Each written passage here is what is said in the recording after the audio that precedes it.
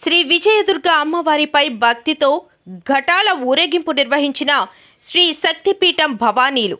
విశాఖ జిల్లా గాజువాక 65వ వార్డ్ రాజీవ్ మార్గంలో ఓం శాంతి బిల్డింగ్ ఎదురుగా శ్రీ శక్తి పీఠంలో పీఠాధిపతుల భవానీల ఆధ్వర్యంలో రమణ గురు భవానీ, లోకనాథ భవానీ వీరిరువురు పర్యవేక్షణలో కనకదుర్గమ్మ అమ్మవారి ఘటాలు ఊరేగింపు కార్యక్రమం మహిళల కోలాట నృత్యాలతో భక్తితో ఘనంగా నిర్వహించారు.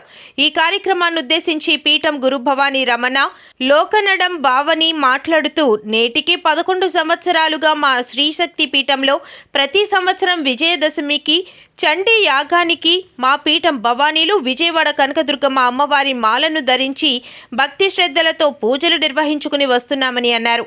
ఈరోజు మా పీఠం భవానీలు మా గ్రామ ప్రజలంతా సస్యశ్యామలంగా ఉండాలని అమ్మవారి ఘటాలతో భక్తి పాటలతో ఊరేగింపు కార్యక్రమం నిర్వహించాము.